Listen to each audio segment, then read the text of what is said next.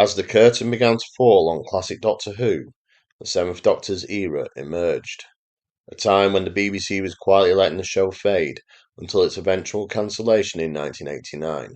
This period only saw a handful of stories that earned widespread praise from fans, with Remembrance of the Daleks and The Curse of Fenric being the standout examples.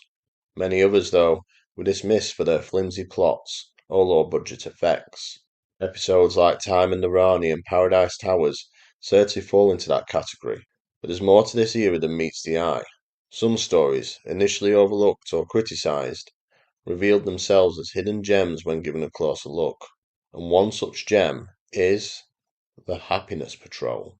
So get comfortable as I make the case for you why you need to rewatch this Doctor Who story. The second story of season 25, The Happiness Patrol, sees the Doctor and Ace arriving on the human colony of Terra Alpha, a world where sadness is outlawed and punished by the garishly dressed Happiness Patrol. The penalty for breaking the law? A horrifying death by molten candy, courtesy of the sinister robotic Candyman. Refusing to accept this dystopian nightmare, the Doctor and Ace decide to spark a rebellion, joining forces with the oppressed citizens and the native Pipe people to overthrow the tyrannical leader, Helen A. The Happiness Patrol is often remembered for the controversial design of the Candyman, a character whose design sparked controversy, looking so much like the confectionery mascot Bertie Bassett, and the BBC found themselves in a sticky situation with the sweets manufacturer. The overall appearance and nature of the character also gives it the impression of one of the nails in the coffin of the fate of classic Doctor Who. At first glance, the narrative might appear low-key, even flimsy, with its bright pink costumes and over-the-top characters feeling like a return to the campiness of Sylvester McCoy's first season. The stark contrast between the vibrant pinks against the shadowy, oppressive atmosphere of Terra Alpha can make it seem like a story out of step with the darker tone that season 25 is starting to show. Taking all this into account, it is understandable to consider this story as weak. Despite the initial camp imagery and mixed reactions to the Candyman, the Happiness Patrol offers much more beneath the surface for those willing to dig deeper. Terra Alpha's shadowy dystopian world is a twisted reflection of Orwell's 1984, where film noir meets the surreal, a world with unsettling striking pinks amongst a shadowy setting inhabited by our sugar-coated antagonist Nightmare. This striking contrast is characteristic of the Seventh Doctor era's bold, unconventional choices.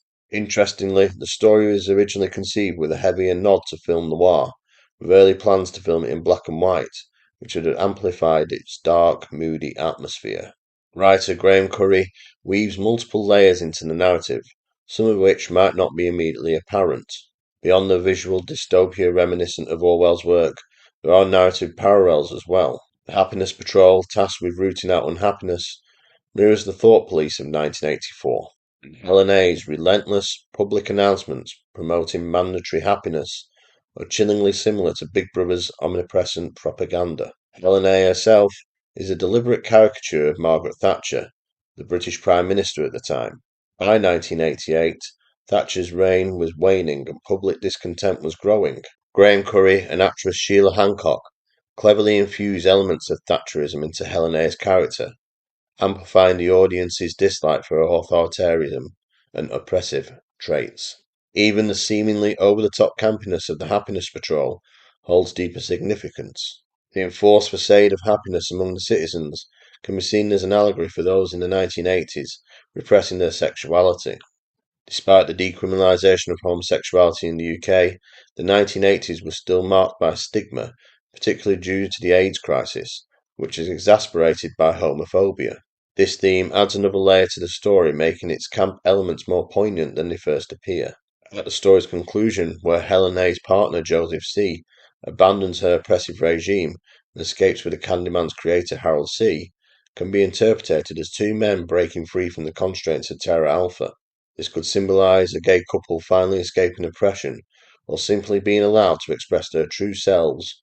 While this interpretation of the narrative is more subtle than the film noir, dystopian, and Thatcherism parodies, it aligns with Graham Curry's reflection on the social issues facing the UK in the 1980s, adding rich layers of meaning to the Happiness Patrol. The Seventh Doctor's debut season leaned heavily on Sylvester McCoy's background in physical comedy, shaping the character around his playful, whimsical energy. However, by season 25, a darker, more manipulative Doctor was beginning to emerge, especially in his relationship with Ace, where he demonstrated a growing foresight into the dangers they would face together. In Happiness Patrol, though, we catch a different glimpse of Sylvester McCoy's take on the Time Lord. The Doctor is less overtly manipulative with Ace, and their dynamic is more traditional, with the pair working closely as a team. Yet, even here, the Doctor's strategic mind is at play. He orchestrates their arrest to gather information on Helena and her oppressive regime, hinting at a deeper agenda. It's never made clear whether the Doctor deliberately brought the TARDIS to Terra Alpha, but his mention of rumours suggests he might have had a plan all along.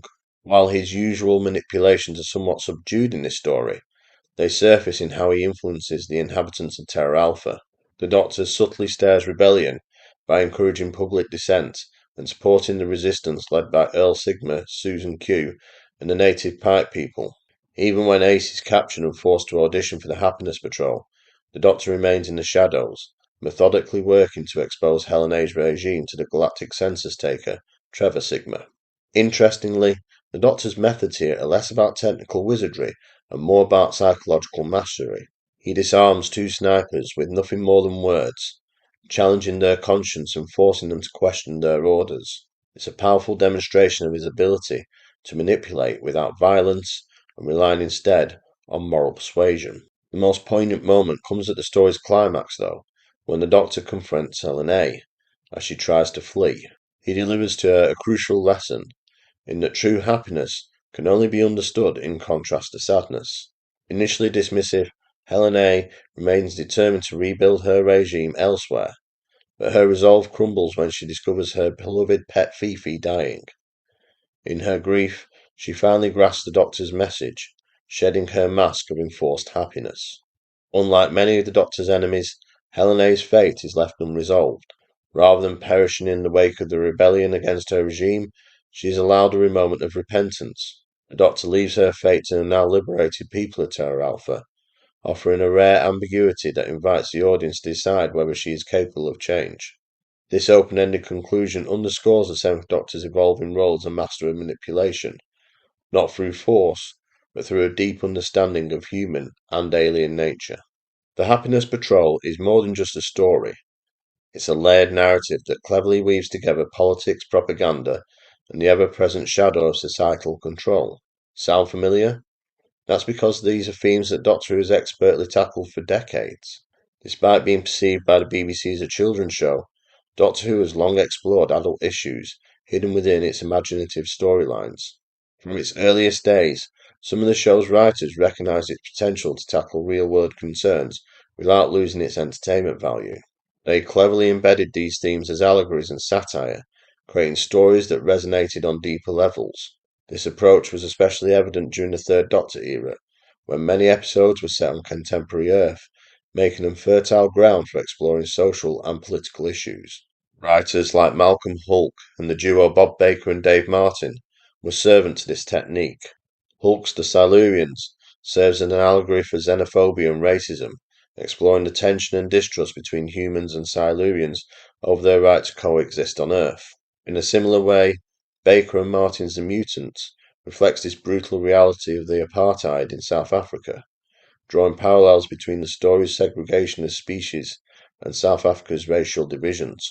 Even in the Fourth Doctor era, known for its nods to popular fiction, real-world issues crept into the narrative.